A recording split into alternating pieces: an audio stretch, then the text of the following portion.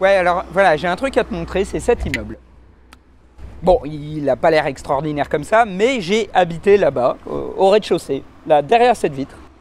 Et il y a une valeur sentimentale à cette vitre, c'est que c'est là, juste là, le 12 juillet 2009, que j'ai écrit le premier article de la Chronique Facile. Car la Chronique Facile a 10 ans!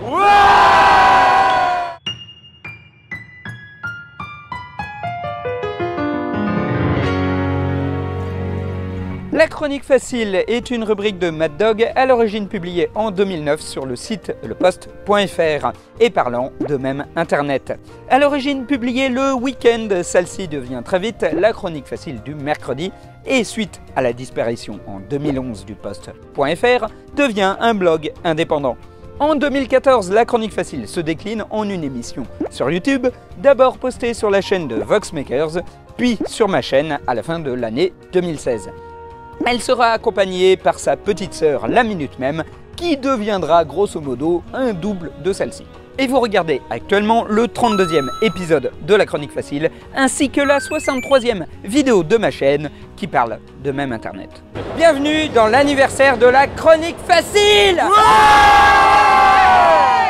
Et vous allez me dire, mais pourquoi la Chronique Facile est-elle facile? Mais c'est vrai ça, pourquoi la Chronique Facile est-elle facile? En 2009, cela faisait plusieurs mois que je postais couramment des articles sur la plateforme leposte.fr. Le tout était gratuit, mais j'y rencontrais un tout petit succès, notamment sur des articles tenant de l'éditorialisme politique, et je me suis mis à écrire couramment. Comme cela faisait 1 ou 2 ans que j'avais entendu parler des mèmes internet, notamment P2Bear ou le Rickrolling, je caressais l'idée de faire toutes les semaines un article vite fait sur un mème qui me faisait marrer. D'où le facile. Le truc était pensé pour être facile à écrire et rapide à lire, même si avec le temps mes recherches me demandèrent de plus en plus de temps, mes articles devinrent de plus en plus fouillés et je ne vous parle même pas du passage à la vidéo, puisqu'en termes d'écriture, de mise en scène, de montage, ça n'était plus facile du tout.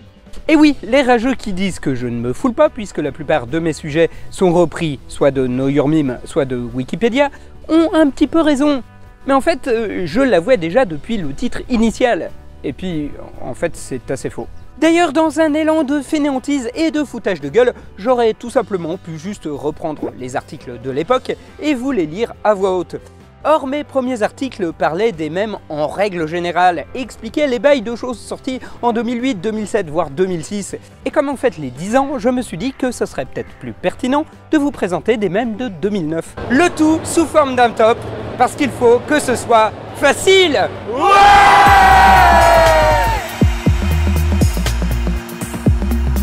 Et attention, je vais mélanger deux types de mèmes, ceux qui sont nés en 2009 et ceux qui étaient populaires en 2009.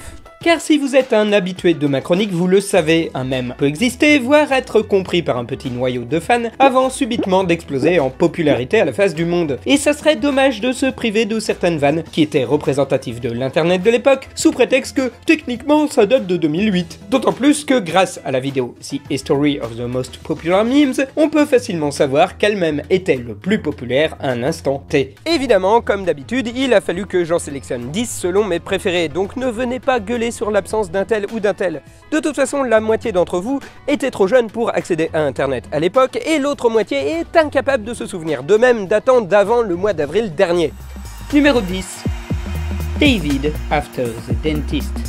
Et pour le coup, on va parler d'un mème qui aura commencé l'année 2009. En effet, c'est le 30 janvier 2009 que David Devor Jr. est filmé par son père, David Devor Sr., logique, dans la voiture le ramenant après le dentiste. Le gamin, alors âgé de 7 ans, est encore shooté par l'anesthésiant qu'on lui a administré pour sa chirurgie dentaire. Il plane complètement, n'arrive pas à compter ses doigts et prononce des phrases comme « Why is this happening to me?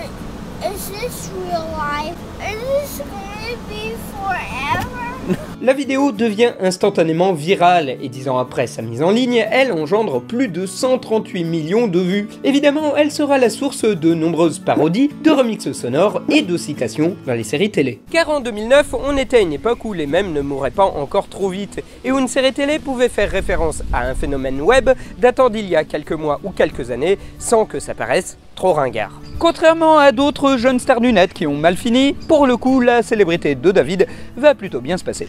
S'ils ont été réinvités à la télévision et dans des sketchs parodiques pour reparler du mème qui les ont rendus populaires, David et son père ne regrettent pas cette petite vidéo. Le jeune homme, maintenant âgé de 18 ans, a publié en février un post d'Instagram dans lequel il annonce être accepté à l'université de Floride. Ses frais d'inscription ayant été payés en partie grâce au t-shirt dérivé du mème internet que son père avait vendu il y a 10 ans. Et oui, payer ses études grâce à un mème internet, c'est possible. Numéro 9.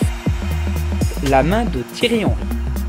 Il me fallait un mème français dans la liste, et quoi de plus français que les polémiques sur le foot. Nous sommes le 18 novembre 2009. La France doit battre l'Irlande si elle veut se qualifier pour la Coupe du Monde de football 2010. Or, à la 103e minute, une passe décisive de Thierry Henry sur William Gallas va égaliser la partie permettant à la France de se qualifier pour la Coupe du Monde in extremis et actant l'élimination de l'Irlande. Or, peu de temps avant la passe, Thierry Henry a touché le ballon avec la main, ce qui, pour les arbitres, fut considéré comme un contrôle et par les Irlandais comme une faute grave. Je suis loin d'être expert en foot. Tout ce que je sais, c'est que cette action sera débattue, redébattue au sein de la FIFA, ouvrant des débats et des enquêtes dans tous les sens.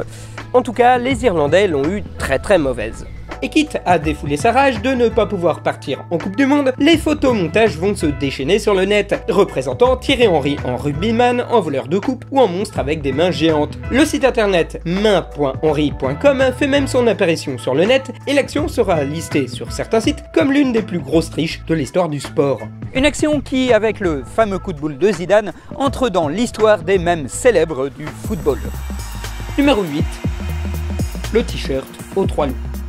Ok, certes, je ne suis pas le seul youtubeur français à avoir raconté cette histoire, mais elle est quand même assez marquante pour son aspect comique. Créé en 2008 par l'artiste bulgare Antonia Nestchev, le t-shirt aux 3 loups à la lune est un t-shirt qui représente 3 loups hurlant à la lune. Merci Captain Obvious. Le 10 novembre 2008, des membres du forum du site bodybuilding.com s'amusent de l'aspect kitsch de celui-ci. Brian Govern, un étudiant en droit qui fréquentait le site, s'amuse alors à ajouter un faux avis sur la page Amazon du t-shirt. Pour taille bien, à 3 loups dessus, attire les femmes. Contre, n'a que 3 loups dessus, on ne les voit pas lorsqu'on croise les bras et les loups auraient été mieux s'ils pouvaient briller dans le noir. Il sera suivi de tout un tas d'avis comiques témoignant de pouvoirs magiques possédés par le vêtement ou de remarques ironiques. Puis viennent des photomontages montrant le t-shirt sur les grands de ce monde ou détournant le design de celui-ci avec des éléments de la pop culture. Ce mème est devenu une icône dans la culture des mèmes ironiques où quelque chose est mis au pinacle, non pas pour ses qualités,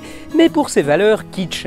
Car le mème va faire une pub incroyable au t-shirt aux 3 loups qui va, à partir de ce moment-là, se vendre par des caisses entières, notamment pour des fans de mème internet hilar. Le design dégage un côté années 90 assez fort, qui évoque Danse avec les loups, Pocahontas, Chuck Norris et les posters avec des lunes qui brillent dans le noir. Bon, même si en France, ce genre d'imagerie évoque bien plus les posters pour fans de Johnny Hallyday vendus au marché aux puces. Mais bref. Numéro 7. New Fags Can Triforce. Autant le dire clairement, on ne va pas faire d'impasse sur 4chan, car en 2009, l'image board est une usine à mèmes, en plus d'être un gros nid à troll, mais bon.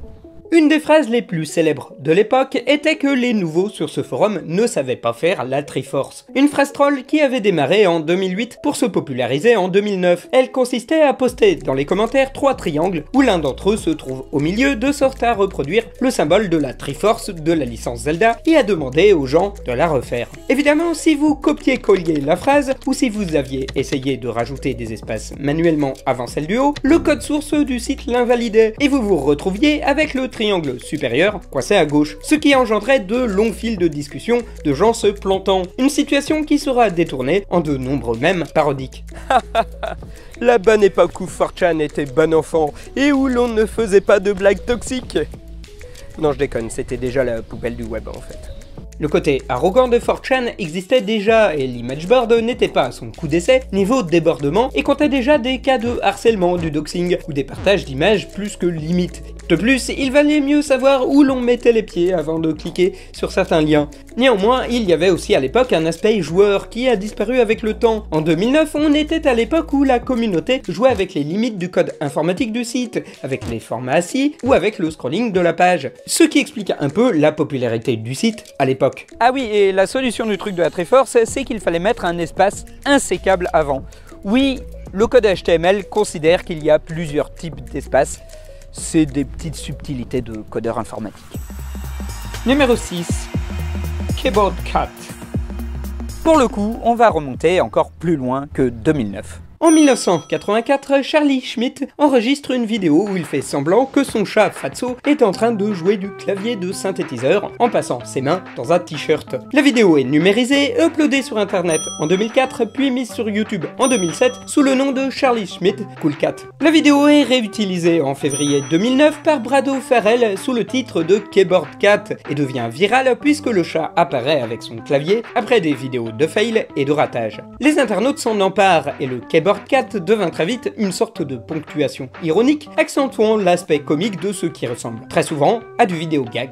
Une sorte de bruit de batterie ironique, mais avec un chat, en fait. Le chat au t-shirt bleu et au synthétiseur deviendra symbole d'internet et d'une frange de YouTube. Il sera même décliné en produits dérivés, et ce, sans l'autorisation de Charlie Schmidt. Ou de Fatso, qui était mort depuis 1987. Numéro 5. Le Philosopher. Alors j'ai déjà parlé de celui-ci dans une vidéo, mais une piqûre de rappel ne serait pas de trop. Le Philosopher est une image montrant un raptor qui semble réfléchir. Celle-ci a été déclinée de sorte à illustrer des questionnements de geeks, des tautologies ou des paradoxes. Il faut dire qu'on était en pleine mode des Advice Animals. Ceux-ci sont nés un peu involontairement en 2006 sur un forum consacré à Super Mario, lorsqu'un utilisateur du nom d'Evan Harrington a pris une image de son chien Boba Fett et y a rajouté tout un décor coloré autour. Rapidement, les internautes se sont emparés de l'image du pauvre chien et y ont ajouté des conseils horribles ou absurdes. Très vite, la formule a été réutilisée avec d'autres animaux comme le loup courageux, le chat hipster, le loup démoniaque, le crapaud crado, etc. etc. Et elle s'est même déclinée avec des Pokémon. Numéro 4. Les Poképarents.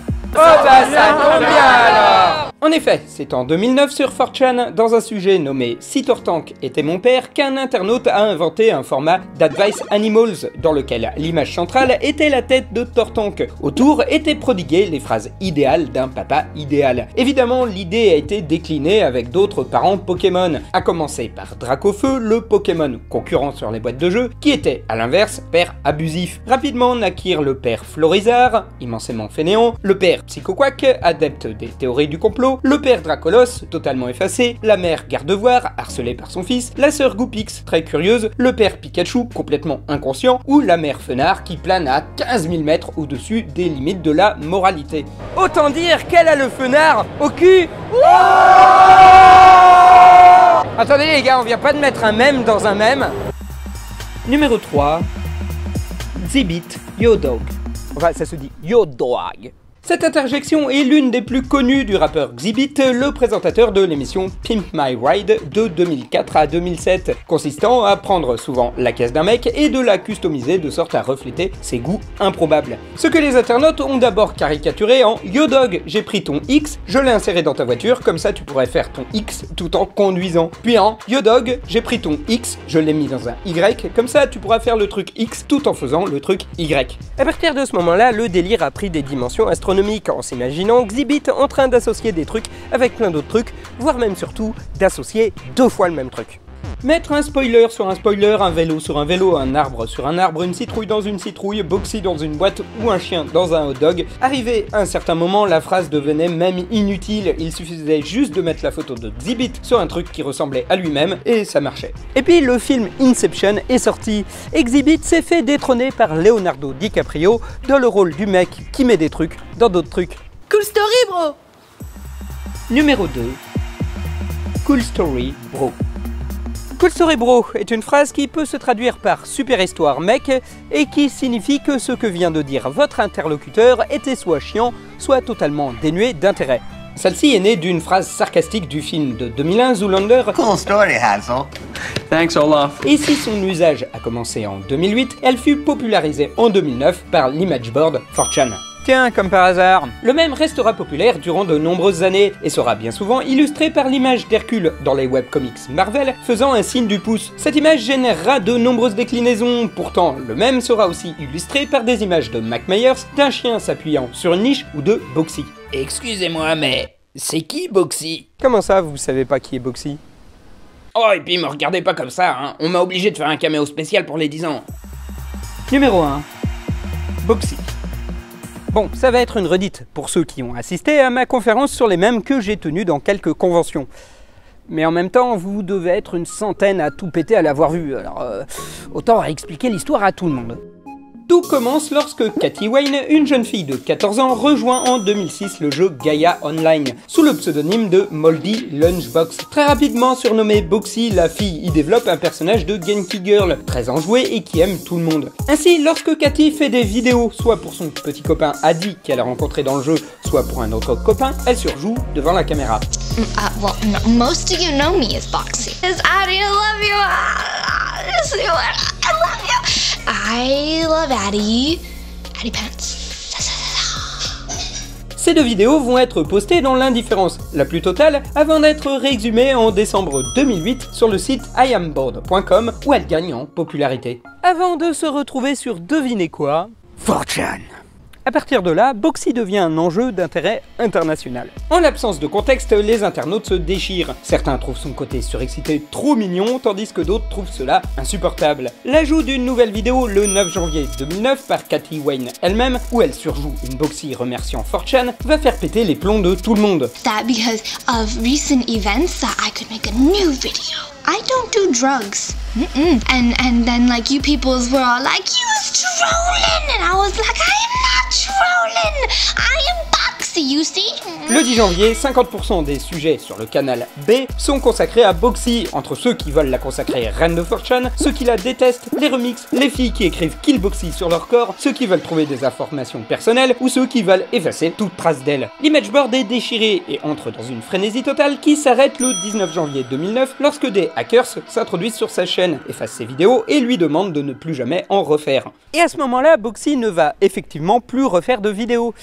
Ce qui va instaurer une sorte de légende. Le fait que personne ne sache vraiment qui elle est va alimenter le mythe et de nombreux internautes vont attendre le retour de celle qu'ils considèrent toujours comme leur reine. Des vidéos de filles prétendant être Boxy vont apparaître sur internet, d'autres se chercheront de nouvelles reines et certains vont commencer un travail d'enquête, tentant de retrouver la trace de Boxy sur des photos ou des vidéos de lycéens de son âge. Il faudra attendre le 18 novembre 2010, soit 1 an et demi, pour que Boxy réapparaisse.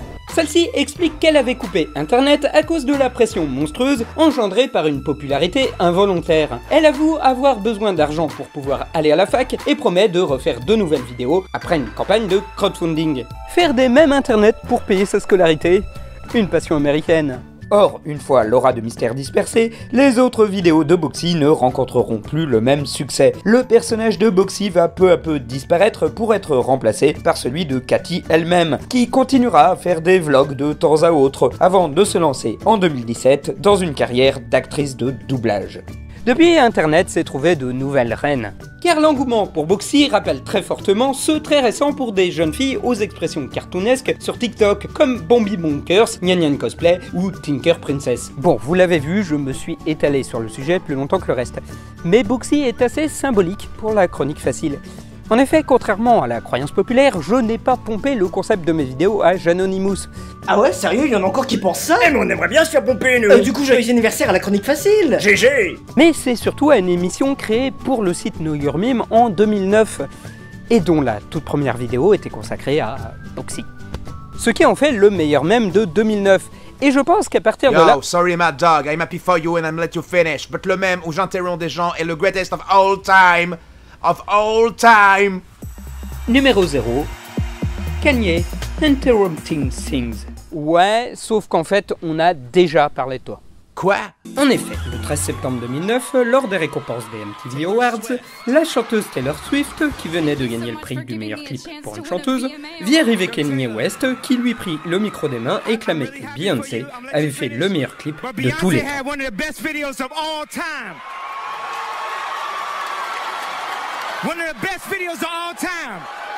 La polémique avait enflé sur Twitter et le lendemain, le rappeur avait fait des excuses publiques. Mais c'était trop tard, Internet avait déjà raillé son attitude et on a retrouvé de nombreux photomontages qui montraient Kanye West en train d'interrompre des trucs. Que ce soit Amadeus en faveur de Beethoven, Mario en faveur de Sonic, Windows en faveur de Mac, lui-même en faveur de lui-même, etc., etc., etc. La vanne fut longtemps reprise en clin d'œil lors des cérémonies. Always happens. will always happen, Taylor. This is your lot in life. Écoutez, j'ai déjà une pelletée de mèmes à expliquer. Si en plus vous revenez 2 ou 3 fois, on va jamais s'en sortir. Yeah, right, ok, c'est bon, je me casse. Mad bitch. Quant à nous, je vous remercie d'avoir regardé cette émission un peu spéciale de la Chronique Facile qui marque les 10 ans de la Chronique Facile.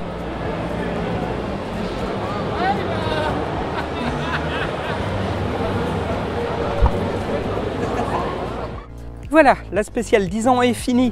N'hésitez pas à me dire ce que vous en avez pensé dans les commentaires pour voir si l'an prochain je fais une spéciale 2010 par exemple. Du reste, c'est les vacances d'été et pour le coup, je compte finir l'émission putaclic. Ouais, l'émission que j'avais commencée il y a 2 ans avec un 2-3 lunatique. En effet, il nous reste quelques concepts d'émissions dans un coin. J'avais dit que je les sortirais en 2018. Bon, ça fait un petit moment et il y aura d'autres petits trucs, notamment peut-être des minutes même tranquillou. Bon, je vous le signale, mais l'émission est quasi intégralement soutenue grâce à vos dons, notamment sur Tipeee, Utip ou à l'achat sur mon blog de mes livres, dont le dernier, Panique à la Convention Maudite de l'Angoisse, a connu un nouveau tirage. Alors, j'ai ajouté quelques petits trucs, j'ai corrigé beaucoup de fautes et j'ai rajouté 2 ou 3 illustrations. Voilà, c'est rien de bien méchant, mais ça méritait d'être signalé. Voilà, maintenant, éclatez-vous bien pendant vos vacances, on se retrouve d'ici peu. I'm a sick fuck, I like a quick fuck. I'm a sick fuck, I like a quick fuck. I'm a sick fuck, I like a quick fuck. I'm a sick fuck, I like a quick fuck.